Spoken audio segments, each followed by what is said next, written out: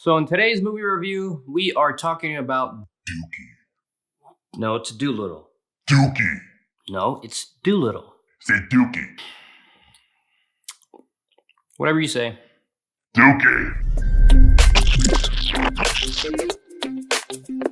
What's up, guys? I'm Joshua Perez, and welcome to Juice Talkies. So yeah, today we're talking about Dolittle, starring Robert Downey Jr. and a big all-star cast.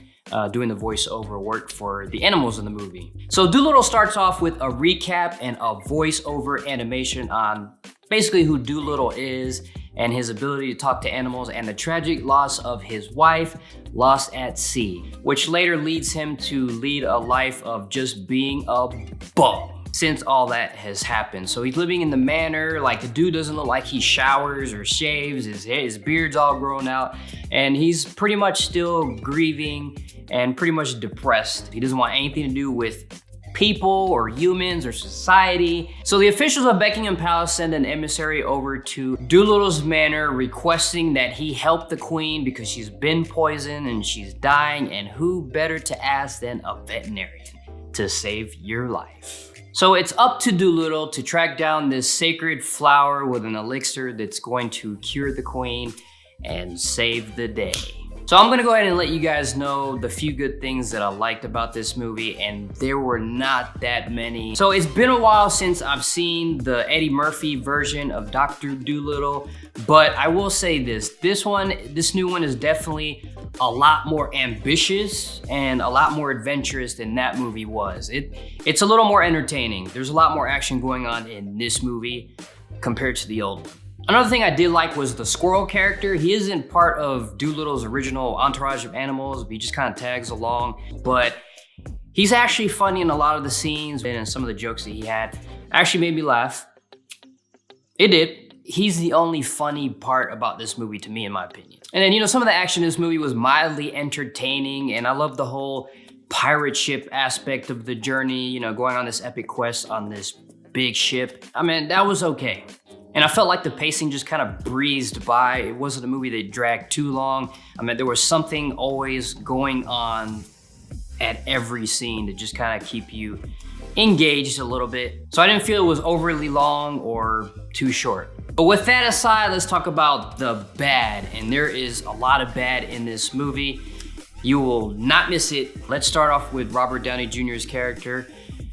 His accent was the most annoying thing in this movie, primarily because you didn't understand a damn word he was saying in any of the scenes. Especially at the beginning of the movie, it just sounds like he's mumbling. I'm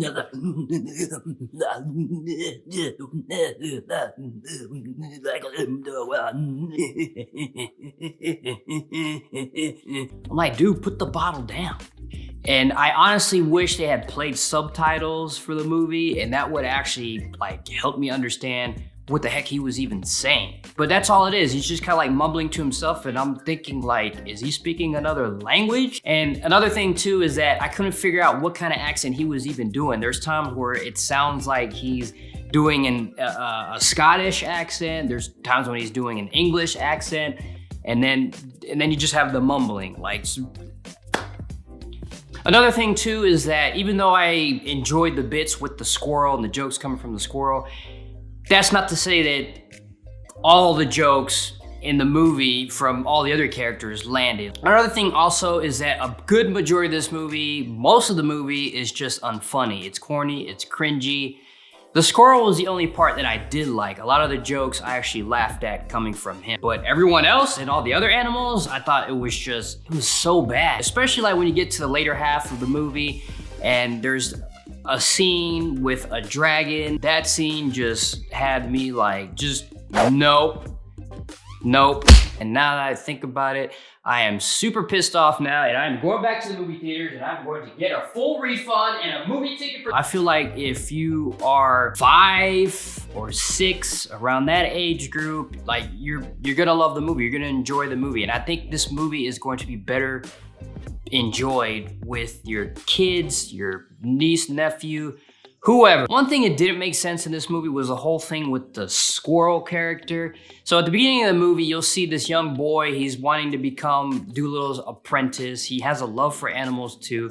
He doesn't want to hurt them, he doesn't want to kill them, but you know, his father is a hunter. So he's taking his hunting trip with the boy that's where he meets the squirrel, and he ends up shooting him, purposely missing, not trying to kill him, but he does hit him, he injures him. So throughout the movie, you have this whole banter between the squirrel and the boy, but they never fully address the friction between those two. It's just kind of like you have those scenes and moments where he's like wanting to get revenge, but you never have a moment where they actually talk about what happened. So yeah, I just feel like there's just some things that just needed more explanation. But you know, it's a kid's movie. It doesn't need to do that, I feel, and you know, kids aren't gonna care. So all in all, I feel like there was a lot more bad than there was good. This is definitely going to be more enjoyable if you take your niece and nephews or your kids to see it. It's a good family movie if you're with your family being kids. I feel like you'll enjoy it more that way. I don't think it's as terrible as they're saying. There are a lot worse movies than this movie. So I might be in the minority saying that, but you know, it was mildly entertaining for me. It had a little bit of charm.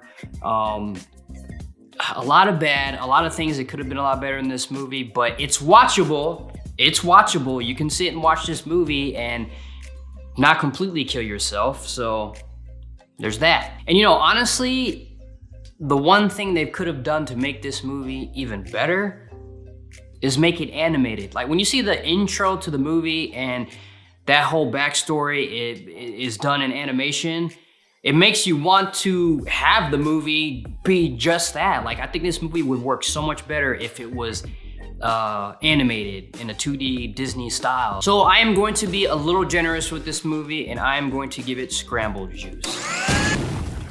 It's not good, it's not great, but it's watchable. It's something you can take your family to see. So anyways, guys, have you seen it? Let me know if you've seen it. Let me know in the comments what you thought about it. If you enjoyed the video, give me a big thumbs up and I'll see you guys in the next video review. Keep it groovy.